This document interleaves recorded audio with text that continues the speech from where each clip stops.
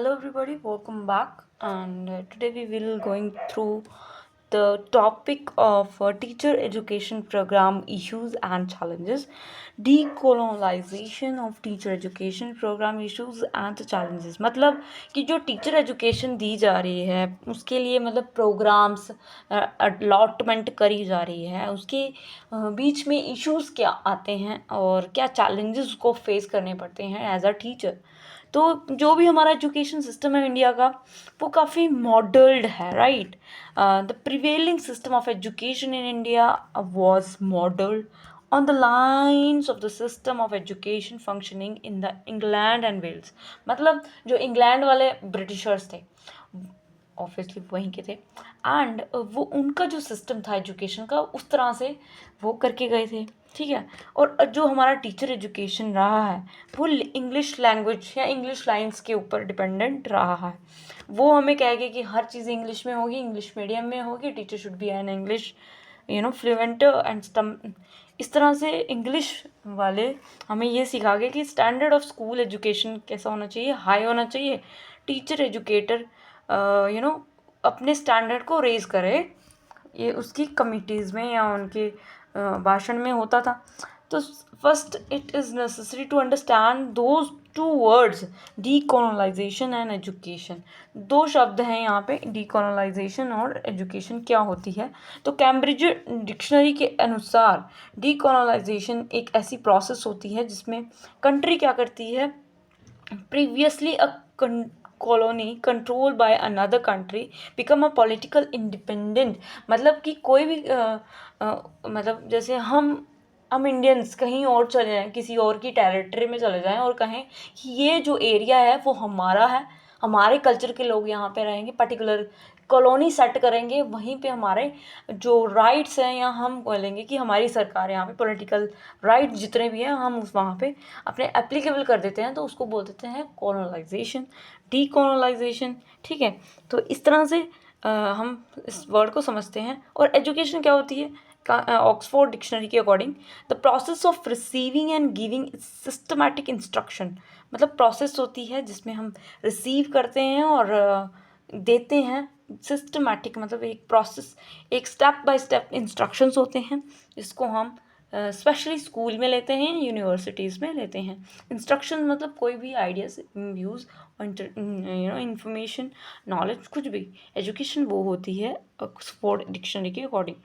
तो दोनों को अगर देखा जाए तो डीकोलोनाइजेशन ऑफ एजुकेशन मतलब कि एजुकेशन की डीकोलोनाइजेशन होनी चाहिए, means that the nation must become independent with regards to the acquisition of knowledge, skills, values and beliefs, habits.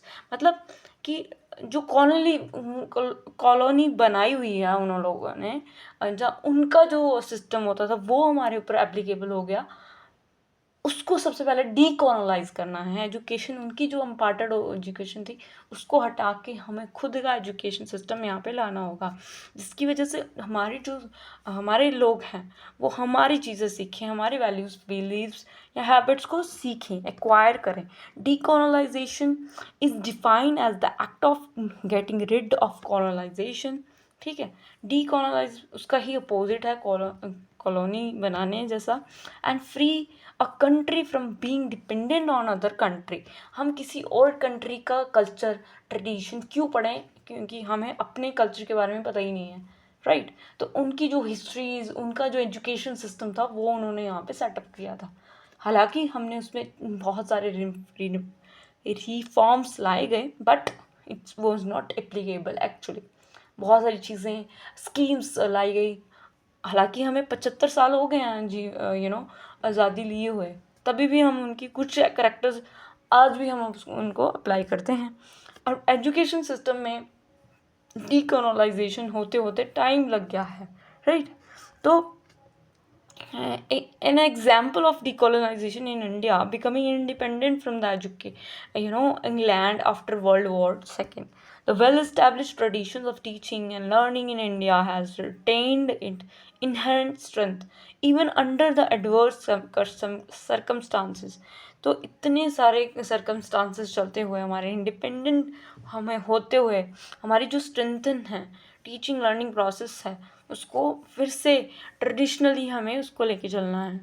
The post independence period, हमारा जो इंडिपेंडेंस के बाद जो ईयर्स थे वो काफ़ी एफर्ट्स उसमें करे गए, ताकि जो टीचर एजुकेशन है, जो टीचर को एजुकेशन दी जा रही है, टीचर को ट्रेंड करना, टीचर को समझाना कि how nurture the child and transform the child. System of teacher preparation has come under the considerable pressure as a result of expansion of growth of school education। मतलब एक system होना चाहिए teacher को prepare करने का, and वो pressurise हो गए क्योंकि उनको स्कूल की ग्रोथ करनी ही करनी थी, क्योंकि यूनिवर्सलाइज एलिमेंट्री एजुकेशन आया जिसमें सर्व शिक्षा अभियान जैसी चीज़ें आई उस टाइम के।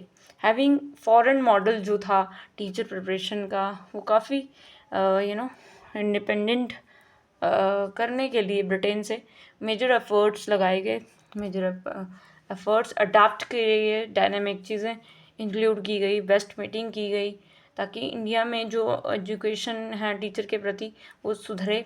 करंट सिस्टम जो टीचर एजुकेशन को सपोर्ट कर रहा है by network of nation, province and district level resources institutions working together to enhance the quality and effectiveness of the teacher preparation programme.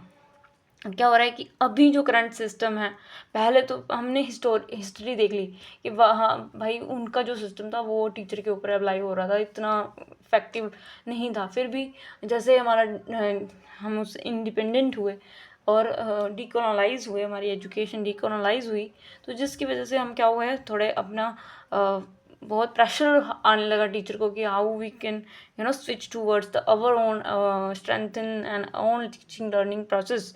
सो बहुत सारे एफर्ट्स लगाए गए, फिर भी बहुत सारी करिकुलम जो भी नीडेड थी वो सेटअप करी गई उस टाइम पे। काफ़ी क्रूशल टाइम था टीचर के लिए। एंड फिर धीरे धीरे धीरे अब करंट सिस्टम जो है वो काफ़ी चेंज होने को देखने को मिलता है, जैसे कि नेशनल लेवल पे अलग सिस्टम होता है, प्रोविंस में अलग और डिस्ट्रिक्ट अलग में। तो तीनों लेवल पे डिफरेंट डिफरेंट रिसोर्सेज इंस्टीट्यूशंस हमें देखने को मिलते हैं वर्किंग, जो आपस में बातें कर रहे हैं, आपस में करिकुलम की बातें कर रहे हैं, बहुत सारे प्रोग्राम सेटअप कर रहे हैं, सेमिनार्स हो रहे हैं, जिसकी वजह से उनकी जो टीचिंग लर्निंग प्रोसेस में क्वालिटी देखने को मिलती है। Effectiveness of the teachers preparation programme, जैसे कि प्री सर्विस लेवल पे उनको अच्छे से प्रिपेयर किया जाता है। फिर जब वो टीचिंग प्रोसेस में आ जाते हैं, फिर तब भी उनको सर्विस प्रोग्राम्स में बुलाया जाता है, ताकि टीचर को और भी डाइट जैसे प्रोग्राम्स होते हैं जो टीचर को ट्रेंड करने में सक्षम होते हैं। After independence emerging socio-economic and political situation influence the nature scenario of the teacher education। जैसे ये हमारा इंडिपेंडेंस हुआ, उस टाइम पे जो हमारी सोशियो इकोनॉमिक कंडीशन थी वो काफ़ी इन्फ्लुएंस थी, काफ़ी पॉलिटिकल सिचुएशन अच्छी नहीं थी, ठीक है। काफ़ी इन्फ्लुएंस हुई एजुकेशन के माध्यम से, टीचर एजुकेशन को भी काफ़ी झेलना पड़ा। And the government of Indian setup different committees commissions for addressing to the specific issues of education in the general and teacher education in a particular. देखिए, जैसे हमारा देश आज़ाद हुआ, बहुत सारी कमिटीज़, कोठारी कमीशंस आप देखते हैं, बहुत सारी सैडल कमीशंस हो गई, ये सारी कमीशंस कमिटीज़ बनती थी टू एड्रेस द इश्यूज़। क्या इश्यूज़ देखने को मिल रहे हैं, बच्चे को पढ़ाने में क्या क्या इश्यूज़ आ रहे हैं, टीचर को पढ़ाने में क्या, टीचर कैसे स्ट्रगल फेस कर रहा है एज अ टीचिंग प्रोसेस में, है ना। ये सारी चीज़ें इश्यूज़ उस पर चर्चा की गई या उसको एड्रेस किया गया कुछ पर्टिकुलर कमीशन और कमिटीज़ के द्वारा। बहुत लार्ज नंबर ऑफ टीचर जो थे वो अनट्रेंड थे, and attempt was made to clear a backlog. बच्चे memorization total based on the studies, we are the children from 1999s and 2000s. We used to memorize the things, we not practical learnings, and real life learning is not possible before we moving 11th and 12th class. We are like that. Memorization is the biggest lecture method was the biggest at that time. तो teacher untrained थे and attempt to backlog, है ना, बहुत backlog हुआ। Main concern रहा कि teacher education जो है वो बोथ हो, क्वालिटी भी हो क्वांटिटी भी हो, है ना। 1948 में सेंट्रल इंस्टीट्यूट ऑफ एजुकेशन ने इस्टेब्लिश करा दिल्ली में, गवर्नमेंट ट्रेनिंग कॉलेज इलाहाबाद में, और ऐसे बहुत सारे कॉलेजेस, सेंट्रल पेडागोजिकल इंस्टीट्यूट। आप देख रहे हैं 1948 के मतलब जब हमारा देश आज़ाद हुआ तो सबसे पहले एजुकेशन के ऊपर पे ध्यान देना ज़रूरी था, है ना। तो दिया भी इन लोगों ने, बहुत सारे कमीशंस भी आए थे, और उनके टाइम पे भी कमीशंस आए थे, पर वो अपने हिसाब से एजुकेशन को देना चाहते थे, राइट। वो हमारे हिसाब से कोई भी एजुकेशन, हम इंडियंस नहीं जानते थे अंग्रेजी, और वो अंग्रेजी जानबूझ के थोप दी गई थी। और जो मतलब एलिट ग्रुप होते हैं वो डेफिनेटली सीख जाते हैं, बट जो रूरल एरियाज़ के थे वो कैसे, how they can pronounce, right. So after independence university education commission UEC was appointed under the chairmanship of Dr. S. Radhakrishnan. तो ये जो पहले इंसान हैं, ठीक है। The commission submitted in the report 1949। क्या होता है, एक कमेटी बनती है, बहुत सारे 5-6 लोग होते हैं उनके साथ, वो अलग अलग पैरामीटर्स पे बातचीत करते हैं या अंडरस्टैंड करते हैं, वो अपने इश्यूज़ लेके आते हैं, उनके एरियाज़ के इश्यूज़ लेके आते हैं। मान लो कि मेरे पास एक टीम है, अब मुझे रिसर्च करनी है कि भाई क्या प्रॉब्लम्स फेस करने को मिल रही है, तो मैं क्या करूँगी, 5 लोगों को अलॉट करूँगी एक स्कूल में। एक तो मतलब कि टीचर को क्या फेस करनी पड़ रही है, बच्चों को क्या करनी पड़ रही है, बच्चों को क्या चीज़ें करिकुलम में लानी चाहिए, को करिकुलर में क्या होना चाहिए, मैनेजमेंट में क्या डिफरेंसेस आने चाहिए, कौन सी लैंग्वेज यूज़ होनी चाहिए, ये सारे इश्यूज़ होते हैं जो कि एक करिकुलम में सेटअप या एक स्कूल में सेटअप किए जाते हैं। तो इससे राधा कृष्ण की एक वो थी, क्या कहते हैं, कमीशन थी। उन्होंने अपनी अंडर में बहुत सारे लोगों को रखा, जिसमें कमीशन सबमिट हुई। जो कमीशन होता है वो रिपोर्ट बनाई जाती है, वो कितने भी पेजेस की हो सकती है, 600 से ज़्यादा भी हो सकती है, और 500 पेजेस की भी हो सकती है। 1949 में उन्होंने ये जमा करवाई होगी। And the commission observe that obviously there was no differences in their theory papers offered the various teacher training colleges, but there was much difference in the practice followed by them. The number of supervised lessons varied from 10 to 60, and the types practice teaching and student teaching varies from one another. तो ये commission बनाने का यही उद्देश्य होता है कि हमें पता चले कि भाई हो क्या रहा है, टीचर को पढ़ाया जा रहा है, टीचर क्या कर रहा है, टीचर को क्या प्रॉब्लम्स फेस करनी पड़ रही है, कौन से इश्यूज़ पे वो ज़्यादा कंसर्न नहीं है, कौन सी मतलब क्यों इफेक्टिवनेस नहीं आ रही है, आउटपुट क्या आ रहा है पढ़ाने का। तो ये ऑब्ज़र्व किया जाता है। ट्रेनिंग कॉलेजेस कितने हैं, ओरिएंटेशंस मिलती हैं नहीं मिलती हैं, इम्प्रूव कैसे हो रही है, टीचर ट्रेनिंग कैसे दी जा सकती है, अपने अपने सजेशन देते थे। टीचर एजुकेटर जो होते थे वो पूरा कोर्स कैसे करेंगे, डिफरेंट एंगल्स को कैसे देखेंगे। The theory of practice should support each other, and then intelligent following the rule of thumb methods should be made. Trains be recruited from the people having the first hand experience of the schooling teaching, क्योंकि कुछ टीचरों को untrained teachers होते हैं, उनको training अच्छे से देना, उनको बताना कि हाउ टू टीच, कैसे ओरिएंटेशन देनी है, उनके लिए रिक्रूटमेंट देना, है ना। ये सारी चीज़ें कमीशंस में आपको बताया जाता है। Education must be flexible and adaptable to the local circumstances. मतलब कि अब कोई रूरल एरिया का है और बहुत ही हाई फाई टीचर चला गया है जो कि अंग्रेजी में बड़बड़ाता है, और वो जाके अंग्रेजी में बड़बड़ा के आया, बच्चों को कुछ नहीं आया, बच्चे सिर से ऊपर गया उनके, एंड वो उनसे कम्युनिकेट ही नहीं कर पाया। तो कहने का मतलब है कि वो उससे अटैच ही नहीं हो पाया उस रियल लाइफ कंडीशन से, तो फिर वो कैसा टीचर रहा। तो teacher should be a flexible, उनके हिसाब से होने चाहिए, बच्चों के हिसाब से होने चाहिए, बच्चों को किस भाषा में समझ में आ रहा है, वो किस में कंफर्टेबल फील कर रहे हैं, वो अपनी बातचीत रख पा रहे हैं या नहीं रख पा रहे हैं, ये सारे सर्कमस्टांसेस देखने पड़ते हैं। The original work by the professors and lecture in the education should not suffer from the isolation and lack of university planning. तो ये प्रोफेसर्स लेक्चरर्स जो थे एजुकेशन सिस्टम में, इनका ये ओरिजिनल काम यही था कि सफ़र ना करें वो, ठीक है। इनिशियली जो ब्रिटिश ईस्ट इंडिया कंपनी थी वो ये नहीं चाहती थी कि हमारी एजुकेशन सिस्टम की डेवलपमेंट हो। उनका प्राइमरी मोटिव बस यही था शिक्षा के माध्यम से कि हमें ट्रेड करना है और यहाँ से जितना हो सके उतना लाभ कमाना है, इनको बस बंधुआ मजदूर बनाना है, इनसे काम लेना है और अपना पैसा कमा के निकलना है। बिजनेसमैन थे भाई वो, to rule in India, they plan to educate a small section of upper and middle class to create a class.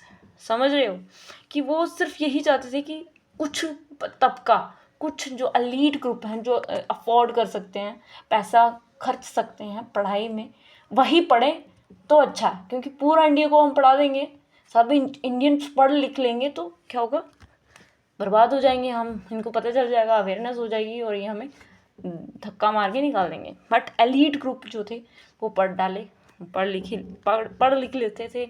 Bhimrao Ambedkar देखते हैं हम अपनी ज़िंदगी में, पंडित जवाहरलाल नेहरू हो गए, महात्मा गांधी हो गए, लाल बाल पाल हो गए, और ये सभी लोग पढ़े लिखे थे, एलीट ग्रुप के थे. सुभाष चंद्र बोस हो गए, ये कोई भी लोअर क्लास का नहीं थे, सभी अपर क्लास के थे, एलीट ग्रुप्स के थे.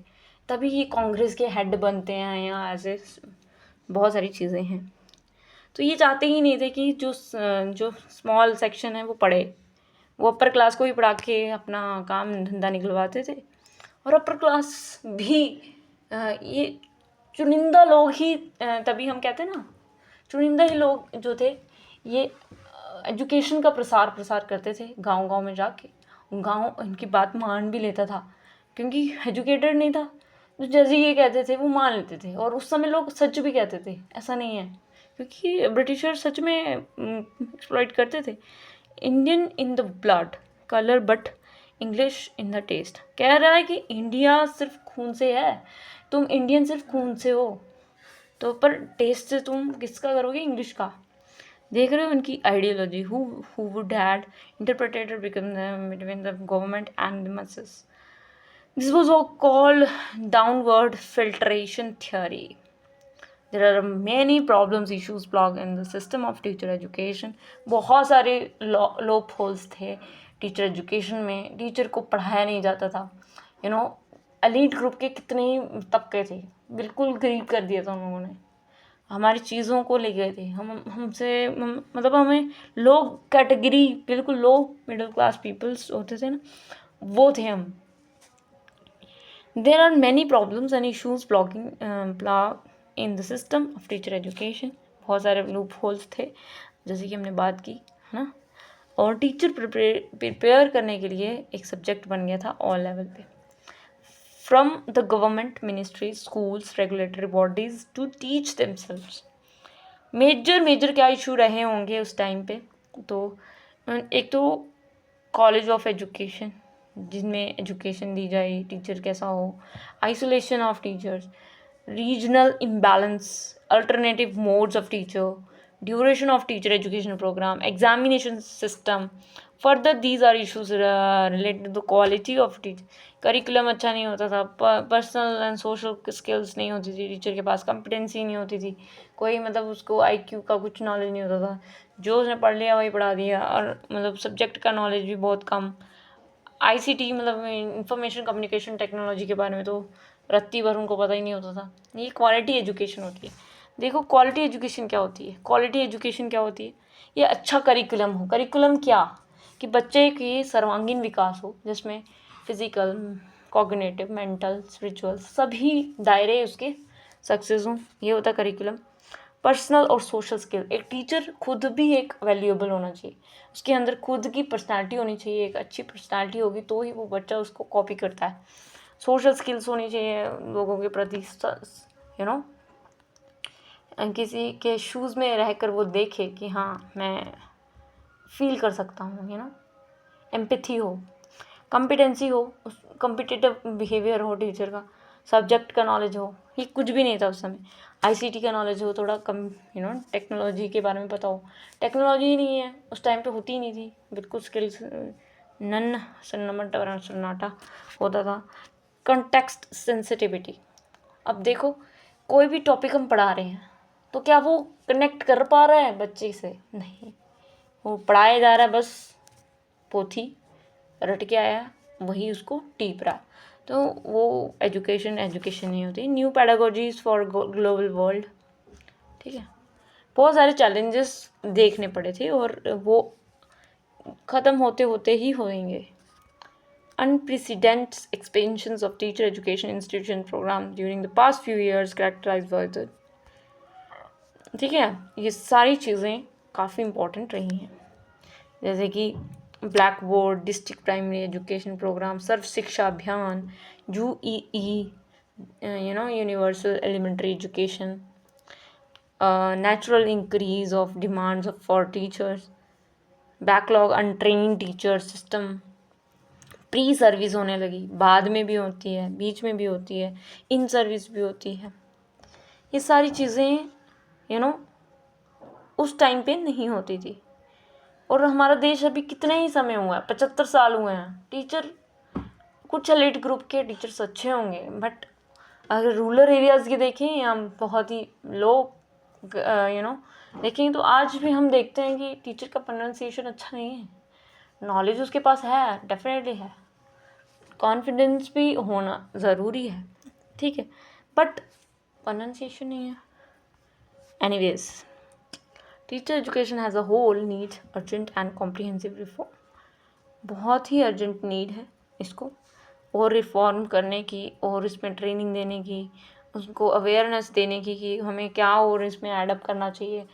अब जैसे कि बाहर इतना ज़्यादा एडवांसमेंट है, क्योंकि वो 250 साल पहले से रिलीज़ हुए थे, मतलब कि वो जो कहते हैं, हम कहते हैं 75 साल हुए हमको, तो वो 250 साल हमसे आगे हैं।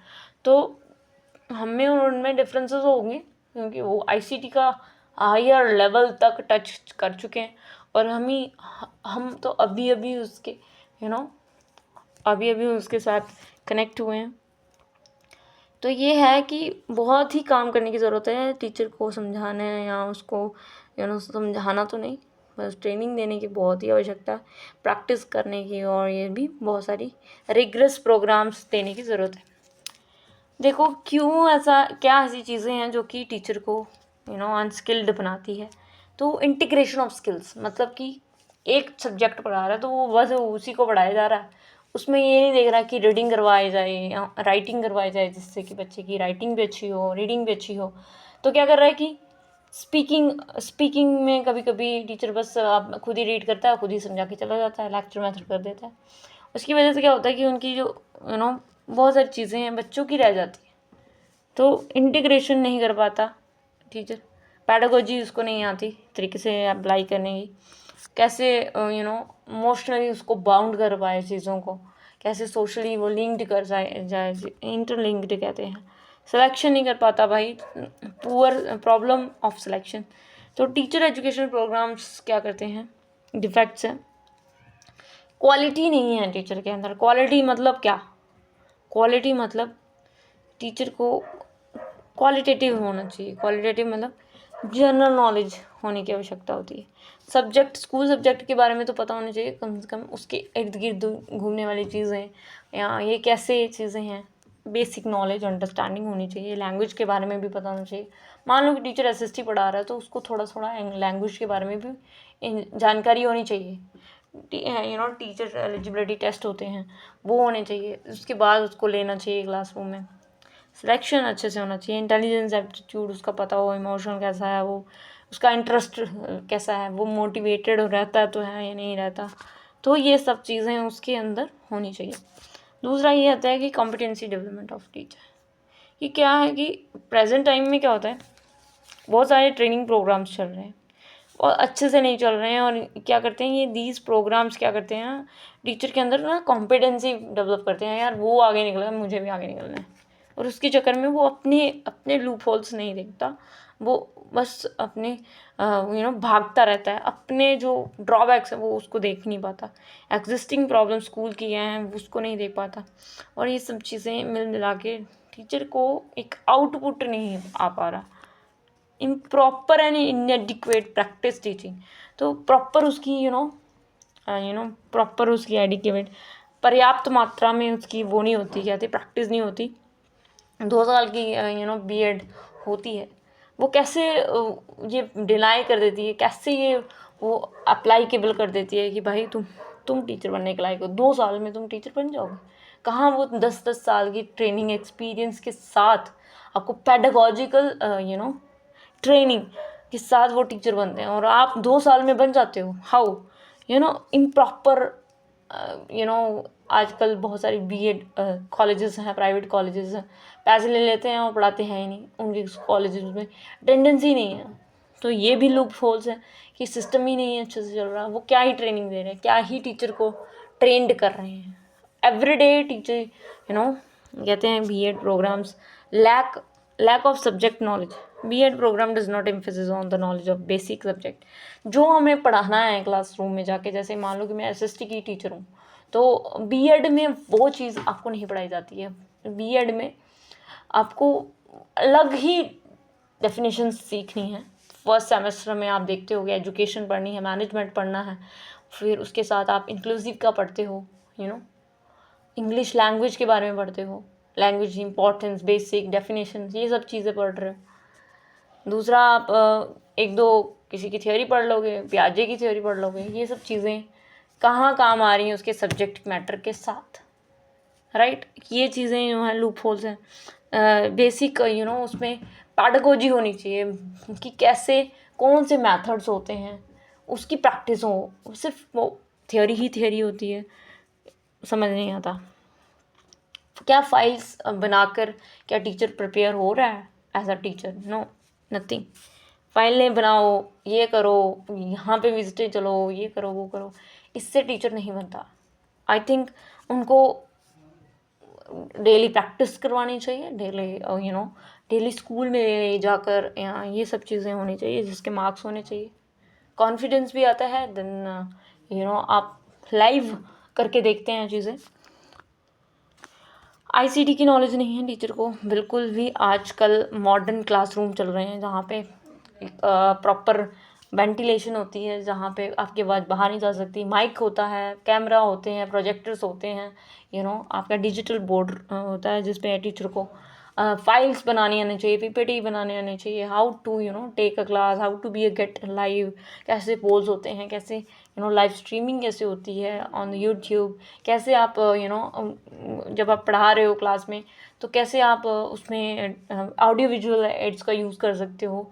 ये सब चीज़ें आपको आईसीटी की नॉलेज देती है। आईसीटी में ये भी आता है कि आपको पता हो कि कौन कौन से ऐप्स हैं जिससे आप बहुत अच्छे से स्टडी कर सकते हो। जैसे कीकू एफएम रेडियो है, जिसमें बहुत अच्छे अच्छे डिफरेंट लैंग्वेजेस में आपको कहानियाँ देखने को मिलती हैं। एंड यूट्यूब में कुछ ऐसे पैटर्न्स रहे हैं कि जिसमें बच्चे बहुत सारी चीज़ें सीखते हैं। तो ये आईसीटी की टेक्निक्स होती हैं, बहुत ही पुअर देखने को मिली हैं, right. In appropriate methods of teaching, मतलब कि टीचिंग के जो मेथड्स हैं वो इन मतलब तरीके से नहीं है। Maximum of teaching that is so low, मतलब उनको पता ही नहीं है कैसे पढ़ाते थे टीचर। बुक ली, पैराग्राफ रीड किया, उसको रटे थे और उसको पढ़ा दिया। आजकल देखा होगा आपने डिजिटल क्लासरूम में कोई भी पैराग्राफ नहीं होता, नथिंग।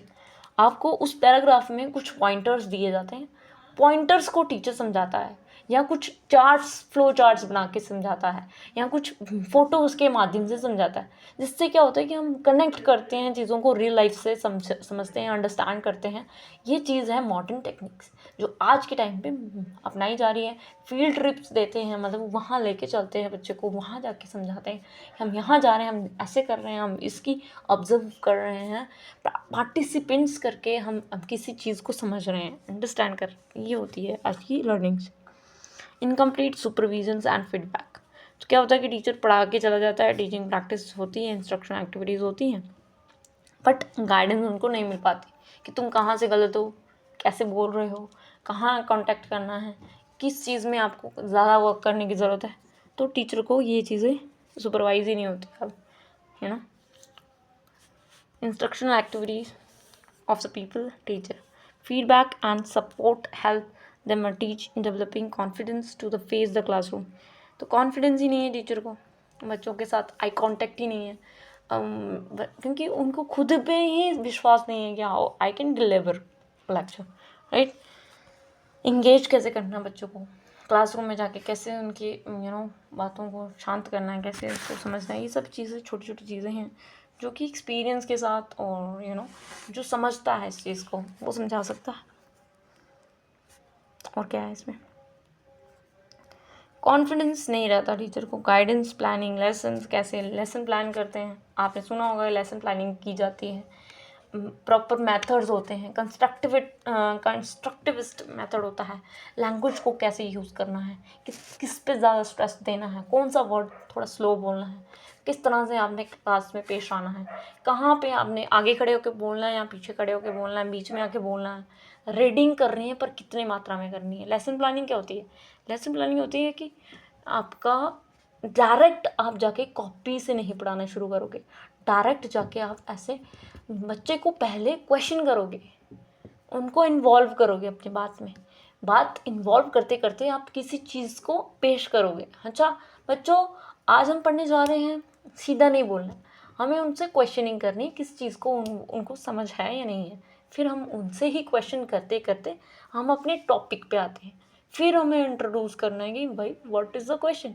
तो ऑब्जेक्टिव क्या है कि हम क्या उससे बच्चे उससे क्या सीखेंगे। तो ऑब्जेक्टिव उसमें स्पेसिफिक ऑब्जेक्टिव क्या है, कौन से टीचर ने एड्स यूज़ करें, कौन से स्पेसिफिक ऑब्जेक्टिव्स निकले वाइल टीचिंग। और उसके बाद ये सारी प्रोसेस है। वो 15 मिनट ही लाइफ स्पैन होता है बच्चे का सुनने का। तो हम कुछ लेक्चर भी उसमें यूज़ कर सकते हैं, या फिर प्रैक्टिकल एक्टिविटीज़ के माध्यम से कि बच्चे को कोई कंसेप्ट तक लेके जा सकते हैं, या क्वेश्चनिंग के माध्यम से, असेसमेंट के माध्यम से, ये सारी चीज़ें, या इंटीग्रेट करके मेथड, ये सभी मेथड्स होते हैं जो कि टीचिंग लर्निंग प्रोसेस में आते हैं। ये अगर उसको पता होता है, गाइडेंस मिलती है उसको अच्छे से कि कैसे अपने कंटेंट को पहले पढ़ के जाना है, समझ के जाना है, कितना आपको पढ़ाना है, कौन से कंटेंट को कितने रूप तक लेके जाना है, कौन सी एग्जांपल्स आप बताओगे, ये सारी चीज़ें क्लास रूम स्किल्स में होती हैं। But the reality, lesson plans are checked superficially and no meaning discussions in made in the subject masters. Empirical research क्या होती है?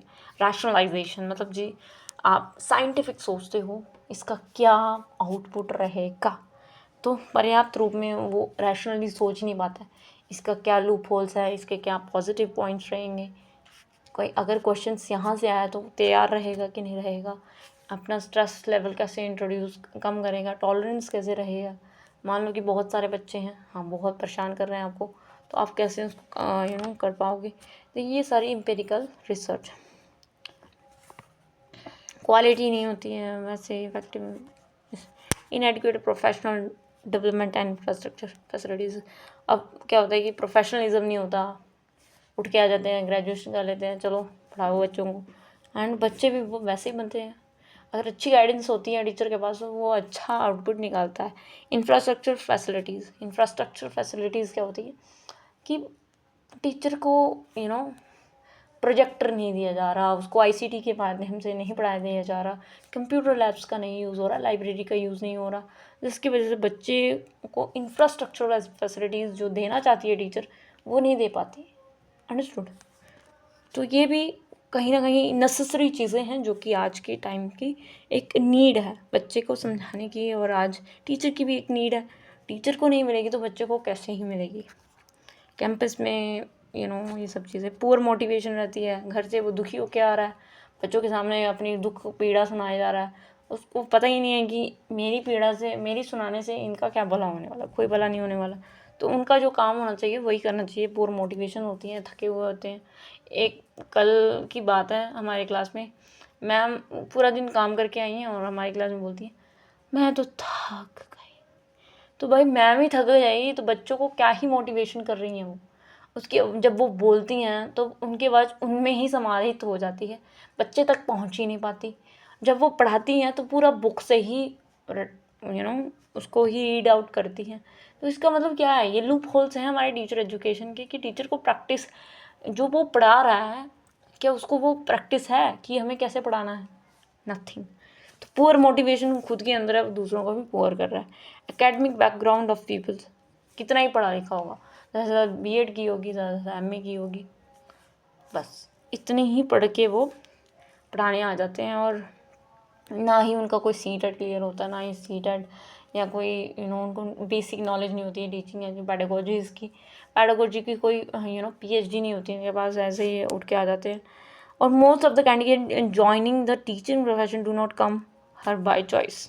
ये तो बहुत बार सुना है आपने, बाय चॉइस और बाय चांस, है ना।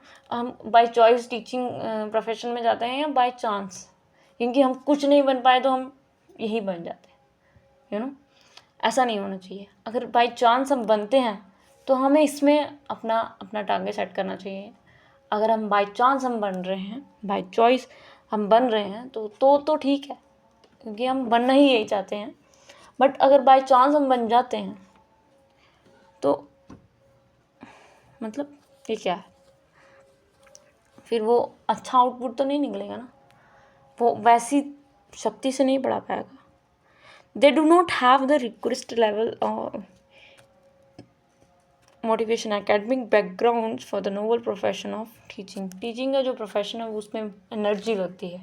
दूसरा, आप मोटिवेशन होनी चाहिए, दूसरों को आप इंस्पायरिंग लगने चाहिए, आपके अंदर सोशल वैल्यूज़ होनी चाहिए। ये क्या आपके अंदर है? ये सारी चीज़ें हैं जो कि आपको एक टीचर बनाती हैं। ये है ही नहीं आपका, आपका लक्ष्य ही नहीं है कि किसी आपके इन्फ्लुएंस से किसी का इन्फ्लुएंस किसी दूसरे का आगे बढ़े। वो तो ऐसा तो आप चाहते ही नहीं है, तो फिर आप बने ही क्यों? ये बहुत बड़ा क्वेश्चन है, ये तो बहुत ही ज़्यादा। Mismatch in the demand and supply, जो टीचर को सप्लाई करना है उसमें कमी देखने को मिलती है। पुअर बजट एलोकेशंस, मतलब कि टीचर को अच्छे से पेमेंट ना मिलना, इक्विपमेंट का अच्छे से प्रॉपर उनको नहीं दिया जाना, अरेंजमेंट अच्छी नहीं होना। इस तरह से क्या होता है कि ये स्टाफ शॉर्टेज की वजह से किसी भी टीचर को कहीं भी अलॉट कर देते हैं। ये भी काफ़ी प्रॉब्लम है। फीडबैक नहीं मिलता टीचर को, फीडबैक मिलना ज़रूरी है इंस्टीट्यूशन के द्वारा, स्टाफ के द्वारा, फैकल्टीज़ के द्वारा, ताकि वो अपनी जो बोलने की प्रक्रिया है क्लास में, जो कुछ गलत बोल रहा है तो भी वो उसको चेंज कर पाए। इनसफिशिएंट को करिकुलर एक्टिविटीज़, क्या होता है कि teacher just focus on the curriculum, कि बस उनको अपने बुक पढ़ानी है, एक 10 चैप्टर वाली बुक है उसको रटवाना है बच्चों को, तो बस वही पढ़ाता रहता है। they are do not focus on the other activities and curricular activities which makes them more active than learning.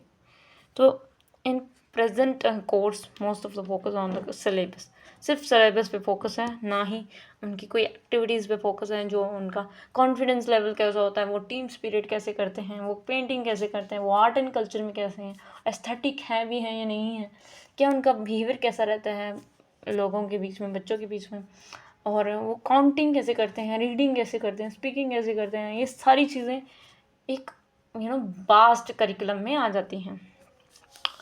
बस करिकुलर एक्टिविटीज़ में होता है उनका पार्टिसिपेशन, को करिकुलर एक्टिविटीज़ में नहीं होता। अब हम सम करते हैं कि टीचिंग प्रोफेशन एक वेल एस्टैब्लिश्ड ट्रेडिशन है। हमारी भारतीय संस्कृति में देखा जाए तो टीचर को एक गुरु के समान माना जाता है, जो कि हमें अंधकार से दूर प्रकाश की ओर लेके चलता है। हालांकि यहाँ पे टीचर के लूप होल्स बहुत देखने को मिलते हैं, क्योंकि उनको एक प्रॉपर फैसिलिटीज़ नहीं मिलती, प्रॉपर ट्रेनिंग नहीं दी जाती, पेडागोजिकल इंस्ट्रक्शंस अच्छे से नहीं मिलते, ना ही उनका एक सिलेक्शन होता है, एक तरीके से प्रोसेस तरीके से सिलेक्शन नहीं होता। जैसे ही तुमने ग्रेजुएशन करी तुम्हें नौकरी मिल जाएगी टीचर की। इतनी सस्ती है क्या टीचर की नौकरी? You have to pass through the some processes. जैसे ही IAS बनने के लिए एक प्रक्रिया से गुजरना पड़ता है, ऐसे ही टीचर बनने के लिए एक प्रक्रिया से गुजरना होगा, नहीं तो उसका आउटपुट अच्छा नहीं निकलता, उसका बेसिक आउटपुट आता नहीं है। तो ये चीज़ है कि लूप होल्स तो यहाँ पे भी मिलेंगे। तो प्राइवेट कॉलेजेस होते हैं, प्राइवेट स्कूल्स होते हैं, वहाँ पे प्रॉपर आपको फीस नहीं मिलती है। फीस इन द सेंस कि आपको इनकम सैलरीज होती हैं, या इंफ्रास्ट्रक्चर अच्छे से नहीं मिल पाता है। बच्चे को सिर्फ इतना थोप दिया गया है करिकुलम, तो बच्चा उसमें ही क्या हो जाता है, ये हो जाता है। तो गाइज ये थी हमारी आज की कहानी। तो thank you. If you like this video till then bye bye, take care guys. आपको समझ में आया होगा, ठीक है, बाद में करते हैं बात।